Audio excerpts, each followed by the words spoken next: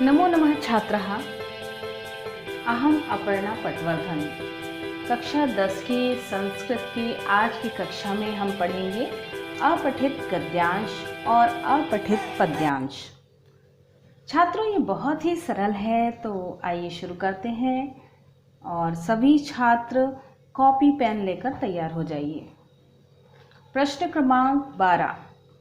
अभी हम पढ़ रहे हैं आदर्श प्रश्न पत्र। आदर्श प्रश्न पत्र में पिछली कक्षा में हमने प्रश्न क्रमांक 11 तक पढ़ाई कर ली है और अब हम प्रश्न क्रमांक 12 में हैं। प्रश्न क्रमांक 12 में लिखा है अधोलिखित गद्यांशम पठित्वा प्रश्नानाम उत्तराणि लिखत। इसका अर्थ है नीचे दिए गए गद्यांश को पढ़कर प्रश्नों के उत्तर लिखिए। और ये गद्यांश हमारी जो किताब है संस्कृत की, उसके ही एक पाठ का एक पैराग्राफ है। तो इसमें प्रश्न का क नंबर है, कस्मिंश्चित् ग्रामे एकः प्राचीनः विशालः च न्यग्रोधवृक्षः आसीत्। कस्मिंश्चित् ग्रामे का अर्थ है किसी गांव में, एकः प्राचीनः विशालः एक पुराना और विशाल या बड़ा न्यग्रोध वृक्ष था। तो देखिए इसमें आप अपठित गद्यांश को पढ़ के आपको नीचे दिए गए प्रश्नों के उत्तर लिखने हैं। तो इसके लिए सबसे ज़्यादा ज़रूरी है कि आप इस गद्यांश को अच्छी तरह से पढ़ लें। जब आप अच्छी तरह से पढ़ लेंगे, इसका अर्थ समझ लेंगे, तभी आप प्रश्नों के सही उत्तर दे पाएंगे। तो इसमें पहली लाइन का अर्थ ये है कि किसी गांव में एक प्राचीन और बड़ा न्यग्रोध वृक्ष था या बरगद का वृक्ष था।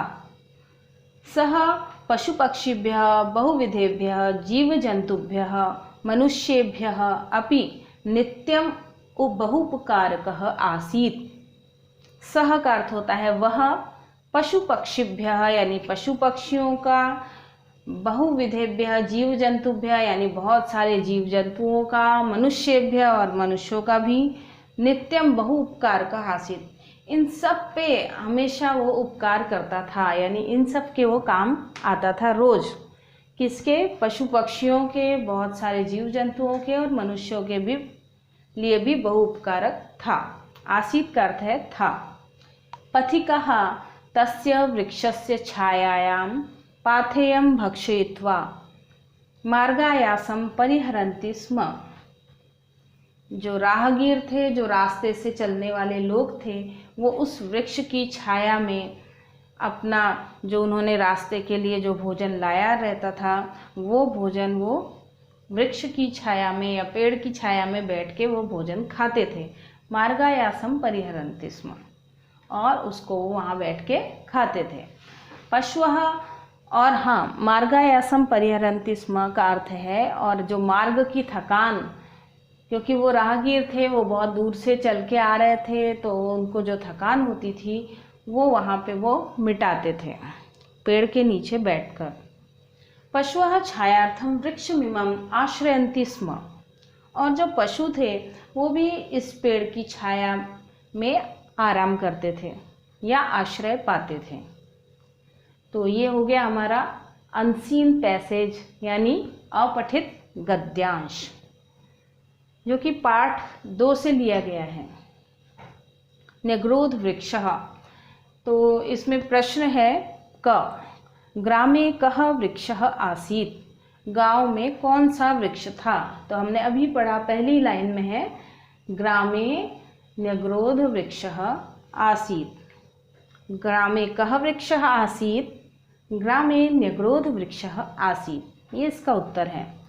दूसरा प्रश्न है वृक्षः केभ्यः बहु उपकारकः आसीत्, वृक्ष किन लोगों के लिए बहु उपकारक था या किन लोगों पे बहुत ज़्यादा उपकार करता था। तो इसका उत्तर है वृक्षः पशु पक्षिभ्यः बहुविधेभ्यः जीव जंतुभ्यः मनुष्येभ्यः च बहु उपकारकः च आसीत्। इसकी जो पैसेज की या गद्यांश की दूसरी लाइन है उसको दूसरे उत्तर में लिखेंगे। वृक्षः पशु पक्षिभ्यः बहुविधेभ्यः जीवजन्तुभ्यः मनुष्येभ्यः च बहु उपकारकः आसीत्। प्रश्न क्रमांक ग है के छायार्थम वृक्षमिमम् आश्रयन्ति स्म। कौन छाया के लिए इस पेड़ का आश्रय लेते थे? पशवः छायार्थम वृक्षमिमम् आश्रयन्ति स्म। जो पशु थे वो इस पेड़ की छाया में आराम करते थे। वृक्षः कीदृशः आसीत्? वृक्ष कैसा था? वृक्षः प्राचीनः विशालः च आसीत्। वृक्ष बहुत पुराना था और बहुत बड़ा था। मार्गायासम के परिहरन्ति स्म। मार्ग की थकान को कौन दूर करते थे? पथिकाः। पथिकाः यानी राहगीर। इसका सही उत्तर है पथिकाः मार्गायासम परिहरन्ति स्म। तो देखिए सबके इन सारे प्रश्नों के उत्तर इस पैसेज में ही दिए गए थे। बस आपको छात्रों आपको ज़रूरत है कि आप ये पैसेज को ध्यान से पढ़ें या इस अपठित गद्यांश को ध्यान से पढ़ें और उसका अर्थ समझें और प्रश्नों के अनुसार ही उनका उत्तर दें। आधे से ज़्यादा तो प्रश्न का ही भाग रहता है। बस ग्रामे कः वृक्षः आसीत्, तो इसमें कह की जगह न्यग्रोध वृक्ष लिखना है, बाकी तो वही है। ग्रामे न्यग्रोध वृक्षः आसीत्। अब हम देखते हैं प्रश्न क्रमांक 12 का ख। अयं महापुरुषः चिरोपेक्षित वेदानां प्रचारम अकरोत्। इस महापुरुष ने ऐसे वेदों का प्रचार किया जिनकी बहुत साल से उपेक्षा हो रही थी, मतलब जिसकी ओर कोई ध्यान नहीं दे रहा था। जिन वेदों की ओर, जो ज्ञान का भंडार है, ऐसे वेद जिनकी ओर कोई ध्यान नहीं दे रहा था, तो इस महापुरुष ने उन चिरोपेक्षित वेदों का प्रचार प्रसार किया। एतस्य विशिष्टः संदेशः आसीत् यत् जनाः वेदान् प्रत्यागच्छेयुः। एतस्य यानी इसका विशिष्ट संदेश ये था कि लोगों वेदों की ओर लौटो, वेदों की ओर वापस चलो। ऋग्वेदादि भाष्य भूमिका सत्यार्थ प्रकाश संस्कार विधि प्रभृति ग्रंथाः एतेन विरचिता। ऋग्वेदादि भाष्य भूमिका सत्यार्थ प्रकाश और संस्कार विधि के जैसे ग्रंथ की रचना इन्होंने की थी। इन ग्रंथों की रचना इन्होंने की थी। अक्टूबर मासे 30 दिनांके 318 30 अक्टूबर 1883 ईस्वीये वर्षे एषः भौतिकं शरीरं विहाय यशः शरीरेण अमरो अभवत्। तो 30 अक्टूबर 1883 ईस्वी में इन्होंने अपना भौतिक शरीर त्याग दिया और वो यश रूपी शरीर से अमर हो गए। ये कौन थे? महर्षि दयानंद। तो महर्षि दयानंद ने बोला था वेदों की ओर लौटो। प्रश्न इसमें दिए हैं, इस पैसेज से संबंधित ही प्रश्न है और इनके उत्तर हमें लिखने हैं। तो प्रश्न क्रमांक क है अयम केशाम प्रचारम अकरोत्। इन्होंने किसका प्रचार किया, या इस महापुरुष ने किसका प्रचार किया? अयम चिरोपेक्षित वेदानां प्रचारम अकरोत्।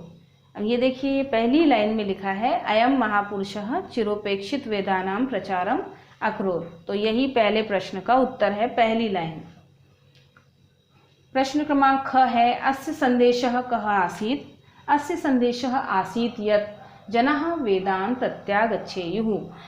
इनका संदेश क्या था? इनका संदेश ये था कि लोगों वेदों की ओर वापस लौटो। एतेन के ग्रंथा विरचिता। इन्होंने किस किस ग्रंथ की रचना की थी? तो ये तीसरी लाइन में लिखा है ऋग्वेदादि भाष्य भूमिका सत्यार्थ प्रकाश संस्कार विधि प्रभृति ग्रंथा एतेन विरचिता। तो यही लिख देना है इसमें, इस प्रश्न के उत्तर में। एषः केन अमरो अभवत्। एषः यशः शरीरेण अमरो अभवत्। ये किस शरीर से अमर हुए?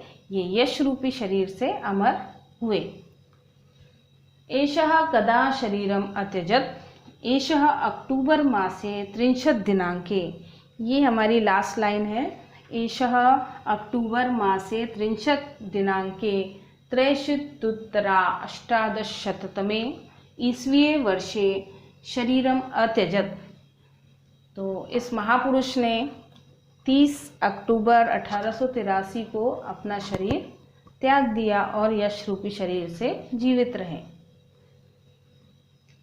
अब हम आगे बढ़ते हैं प्रश्न क्रमांक 13 की ओर। प्रश्न क्रमांक 13 है, निम्नलिखित पद्यांशौ पठित्वा प्रश्नानाम उत्तराणि लिखत। इन पद्यांशों को पढ़कर प्रश्नों के उत्तर लिखिए। बिना अप्यर्थैर वीर स्पृशति बहुमानोन्नति पदम समायुक्तोप्यर्थै परिभव पदम याति कृपणः स्वभावाद उद्भूताम गुण समुदया वाप्ति विषयाम द्युतिम सैहिम श्वा किम कनक मालोपि लभते। इसमें वीर प्रशंसा है। इसका अर्थ है, ये हमारे ही पाठ्य पुस्तक का एक श्लोक है और इस श्लोक पर आधारित प्रश्न दिए गए हैं जिनका उत्तर हमें लिखने हैं। तो इस श्लोक का अर्थ है कि जो वीर होते हैं वो हमेशा ऊंचे स्थान पे बैठते हैं, उनकी हमेशा इज्जत होती है, और जो डरपोक होते हैं उन्हें कभी भी इज्जत नहीं मिलती। वीरः कम पदम स्पृशति। पहला प्रश्न है, वीरः कम पदम स्पृशति। तो इसका उत्तर है, ये पहली लाइन में ही लास्ट में लिखा है, वीरः बहुमानोन्नति पदम स्पृशति कः परिभव पदम याति। इसका उत्तर है, कृपणः परिभव पदम याति। किसकी हार होती है? जो डरपोक होता है उसकी हार होती है, और जो वीर होता है उसकी जीत होती है। तो दूसरे का उत्तर है, कृपणः परिभव पदम याति। श्वा कस्याः द्युतिम न लभते। श्वा का अर्थ होता है कुत्ता। श्वा सैहिम द्युतिम न लभते। श्वा, अगर कोई कुत्ता है वो सोने का हार भी पहन ले तो वो शेर से श्रेष्ठ नहीं माना जाएगा।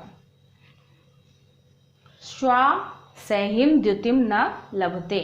श्वा काम धृत्वापि द्युतिम न लभते। श्वा, इसका उत्तर है, श्वा कनक मालो अपि धृत्वा द्युतिम न लभते। श्वा कनक मालो अपि धृत्वा द्युतिम न लभते। श्वा इत्यस्य शब्दस्य विभक्ति वचनम च लिखत। श्वा का विभक्ति वचन लिखना है। इसमें है प्रथमा विभक्ति और एक वचन। अब इन पद्यांशों के उत्तर हमें संस्कृत में लिखने हैं। तो इसमें दूसरा पद्यांश हमारा है ख नंबर का, घनोपगूढ़म गगनम न तारा न भास्करो दर्शनम अभ्युपैति नवैर्जलोघैर धरणी वितृप्ता तमो विलिप्ता न दिशः प्रकाशः। तमो विलिप्ता न दिशः प्रकाशः। ये श्लोक बारिश के बारे में या वर्षा ऋतु के बारे में लिखा गया है कि जो आकाश है वो पूरा घन से या बादल से बादल छा गए हैं उसमें, और वो बादलों से पूरी तरह से ढक गया है आकाश, और उसमें एक भी तारा दिखाई नहीं दे रहा है। न भास्करो, भास्कर का अर्थ है सूर्य, दर्शनम अभ्युपैति, और सूर्य भगवान के दर्शन भी नहीं हो रहे हैं। नवैर जलोघैर धरणी वितृप्ता। जो पृथ्वी है वो बारिश होने की वजह से तृप्त हो गई है। अब उसे और जल की आवश्यकता नहीं है, अब वो प्यासी धरती नहीं है।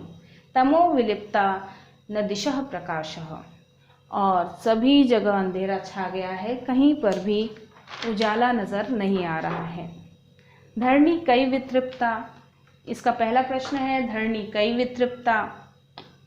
तो इसका उत्तर है, धरणी नवैर जलोघै वितृप्ता, यानी पृथ्वी नवीन जल से तृप्त हो गई है।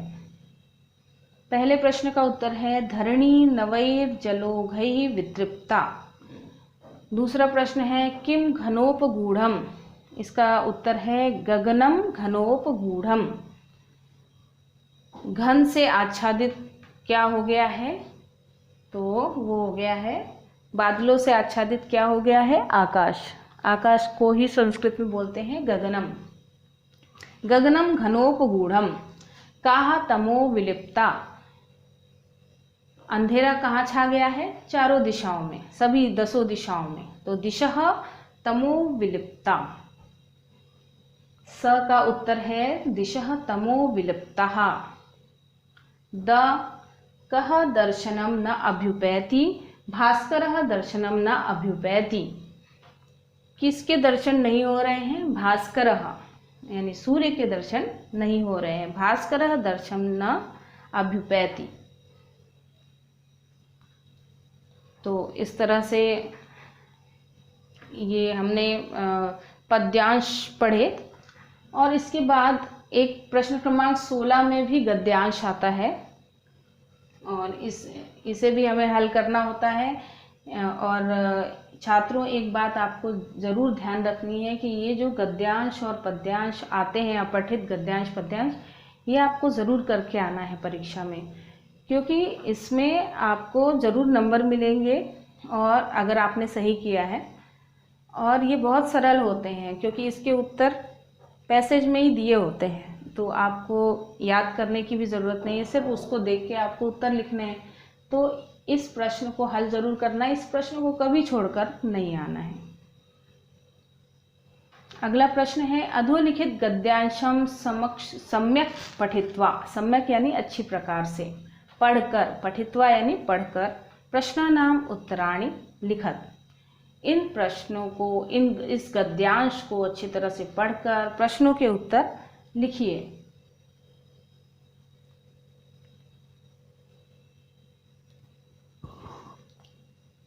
अन्न जलादिकस्यैव व्यायामस्य महती आवश्यकता वर्तते। जिस तरह से हमें अन्न और जल या पानी की आवश्यकता होती है, उससे भी ज़्यादा हमें आवश्यकता है व्यायाम की। व्यायाम की हमारे जीवन में बहुत बड़ी भूमिका होती है। शरीर संवर्धनाय, शरीर को अच्छी तरह से रखने के लिए, स्वस्थ रखने के लिए हमें व्यायाम करना चाहिए। व्यायामेन शरीरस्य अवयवः पुष्टः संजायते। जब हम व्यायाम करते हैं तो हमारे शरीर के सभी अवयव जो होते हैं या शरीर के सभी भाग होते हैं वो बहुत पुष्ट हो जाते हैं, मतलब शक्तिशाली हो जाते हैं। रक्तस्य सम्यक संचारो भवति। जब हम एक्सरसाइज करते हैं या व्यायाम करते हैं तो हमारे पूरे शरीर में रक्त संचार बहुत अच्छी तरह से होता है। स्फूर्ति ही प्राप्यते, और स्फूर्ति प्राप्त होती है। रोगाः पलायन्ते, जो रोग हैं वो हमारे अंदर के वो दूर हो जाते हैं। जीवनम च आह्लादमयम भवति, और हमारा जीवन बहुत ही ज़्यादा प्रसन्न चित्त हम हो जाते हैं, जिससे हमारा जीवन सुखमय हो जाता है। जब हम एक्सरसाइज करते हैं तो अंदर से हमें खुशी मिलती है। बोलते हैं एंडोर्फिन हार्मोन हमारे अंदर स्रावित होता है, जिसकी वजह से हमें बहुत खुशी मिलती है। इसीलिए हमें रोज़ व्यायाम करना चाहिए। स्वस्थे शरीरे एव स्वस्थम मस्तिष्कम संभवति। स्वस्थ शरीर में ही स्वस्थ मस्तिष्क होता है। इसीलिए इति धारणा सर्वमान्यास्ति, ऐसी धारणा सर्वमान्य है। उपर्युक्त गद्यांशस्य शीर्षकम लिखत। अब ये गद्यांश दिया गया है और इसका शीर्षक हमें लिखना है, तो इसका शीर्षक है व्यायामः। क्योंकि इसमें पूरे गद्यांश में व्यायाम के बारे में ही बोला गया है, इसलिए इस गद्यांश का शीर्षक है व्यायामः। स्वस्थ मस्तिष्कम कुत्र संभवति। स्वस्थ मस्तिष्क कहाँ रहता है? स्वस्थ मस्तिष्कम स्वस्थ शरीरे भवति। जब हमारा स्वस्थ शरीर रहेगा तो हमारा मस्तिष्क भी स्वस्थ रहेगा या बहुत अच्छा काम करेगा। स्फूर्ति ही केन प्राप्यते। स्फूर्ति कैसे प्राप्त होती है? स्फूर्ति ही व्यायामेन प्राप्यते। चुस्ती फूर्ति हमें कैसे आती है? व्यायाम से आती है। व्यायामस्य आवश्यकता किमर्थम भवति। शरीर संवर्धनाय व्यायामस्य आवश्यकता भवति। शरीर को हृष्ट पुष्ट बनाने के लिए हमें व्यायाम की आवश्यकता होती है। तो छात्रों, आज की संस्कृत की कक्षा में बस इतना ही। सभी छात्र इन प्रश्नों को अपनी कॉपी में लिखें, फ़ोटो खींचें और ग्रुप पर सेंड करें और इस चैनल को सब्सक्राइब ज़रूर करें। नमो नमः।